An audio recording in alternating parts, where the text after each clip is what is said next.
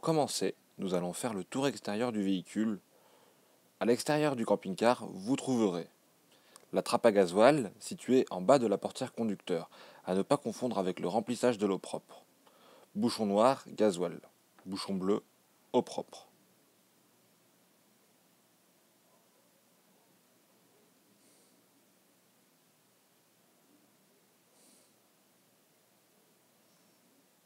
La prise pour le branchement aux 220 volts.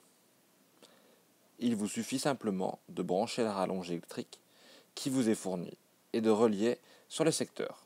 Bien penser à mettre le clapet bleu à l'horizontale. Donc passez-le par en dessous.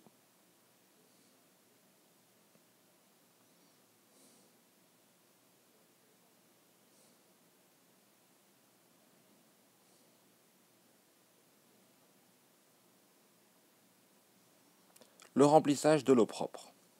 Ouvrez le portillon avec cette clé. Enlevez le bouchon blanc. Mettre le cache-noir pour ne pas que l'eau coule dans le véhicule.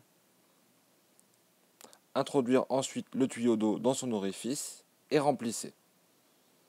Le réservoir est équipé d'un trop-plein qui vous indique lorsque l'eau coule que le plein est fait.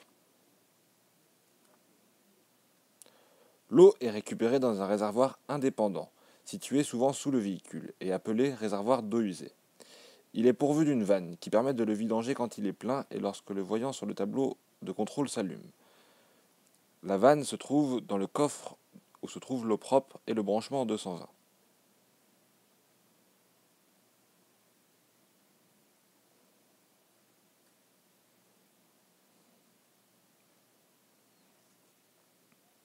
Vous trouverez des portes de soute à l'extérieur du véhicule. Celle du coffre à gaz est munie de 2 serrures et des portes de soute pour du rangement. Ici, le coffre à gaz. Celui-ci contient généralement 2 bouteilles de 13 kg en propane. Le gaz vous est fourni au départ. Si la bouteille est vide pendant votre séjour, c'est à vous de la remplacer par le même modèle.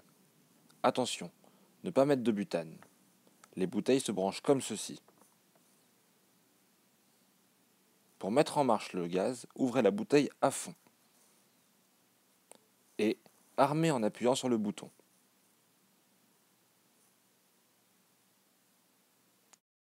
Le porte-vélo.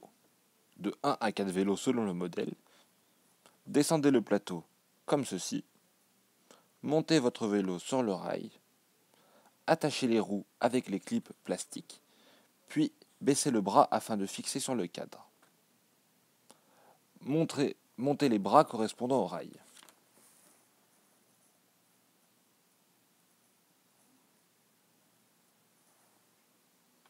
Le store extérieur.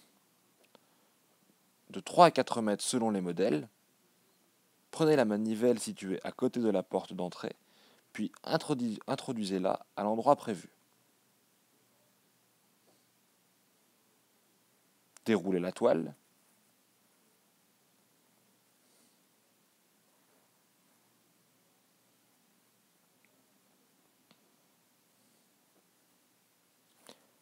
Les pieds sont dans le cadre du store. Pour les installer, il vous suffit de les abaisser et de les régler à la hauteur qui vous convient, comme ceci.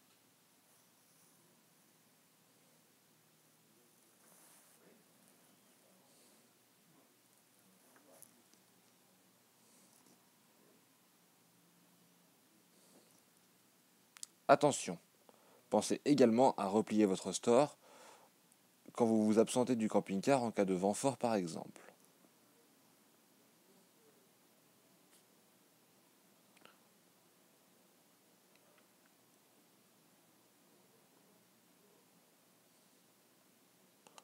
Lors du repli, contrôlez que la languette rouge soit rentrée pour ne pas risquer de rouler le store ouvert.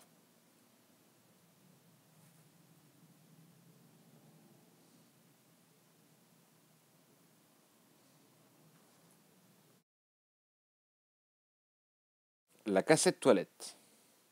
Le camping-car dispose d'un WC chimique à cassette. Quand celle-ci est pleine, un voyant s'allume à côté du bouton de la chasse d'eau.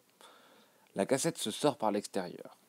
Pensez à contrôler que la trappe à l'intérieur soit bien fermée. Nous y reviendrons plus tard. Retirez la cassette et allez à un endroit prévu pour les vidanges d'eau noire. Appuyez sur le bouton pour dégazer. Ouvrez le bouchon et vidangez. Quand la cassette est vide, la rincer à l'eau claire et mettre l'équivalent d'un bouchon de produit spécifique toilette fourni au départ. Il permet de dissoudre les matières.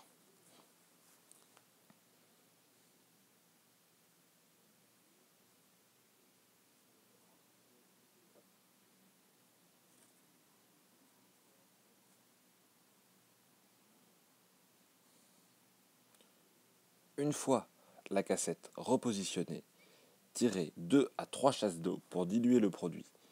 N'oubliez pas de refermer la porte à clé.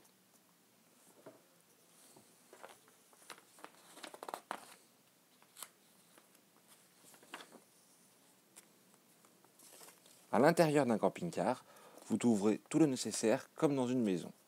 Les manipulations sont simples et tout est fait pour vous être agréable. Le plus souvent, un dessin indique la fonction de la commande voulue. À côté de la porte cellule, le tableau de contrôle vous servira pour les contrôles de quantité et les commandes électriques de la cellule.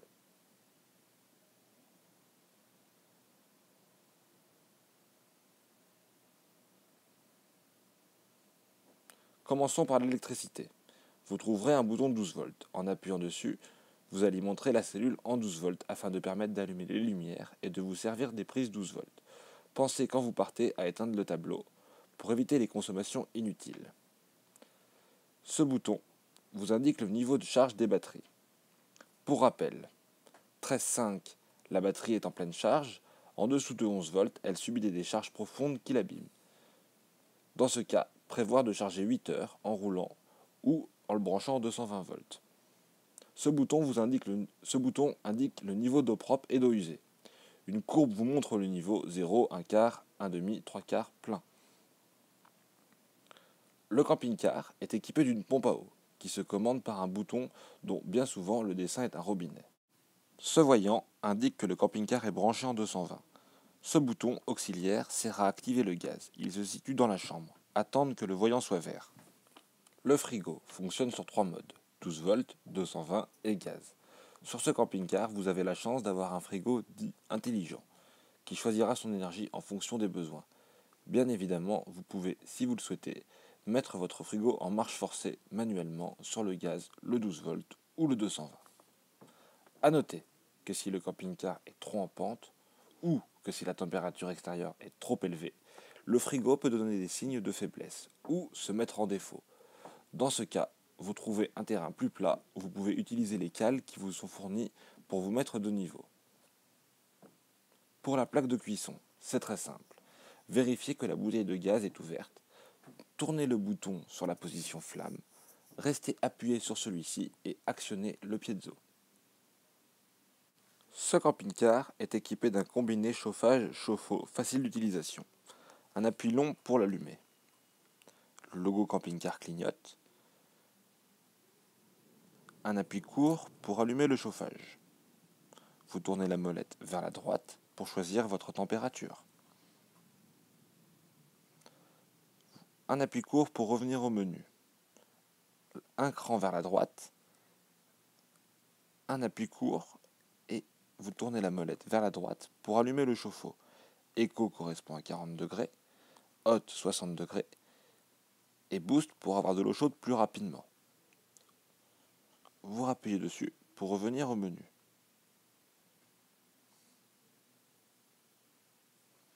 Ici, la force de ventilation pour le chauffage. Doucement, rapide. Pour éteindre votre chauffage, il vous suffit de presser longtemps le bouton du milieu.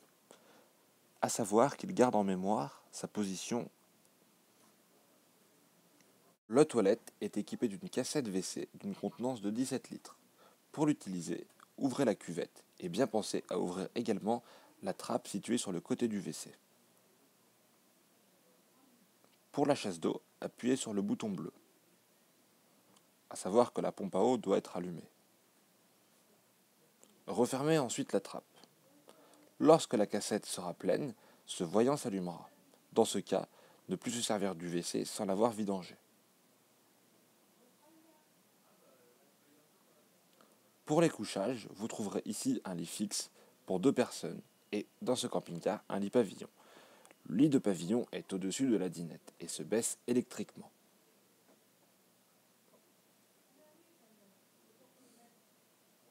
Quand c'est électrique, bien pensez à ce que le tableau de contrôle soit allumé et que la batterie soit chargée.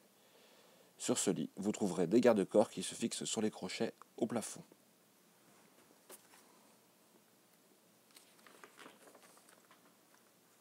Enfin, quelques recommandations.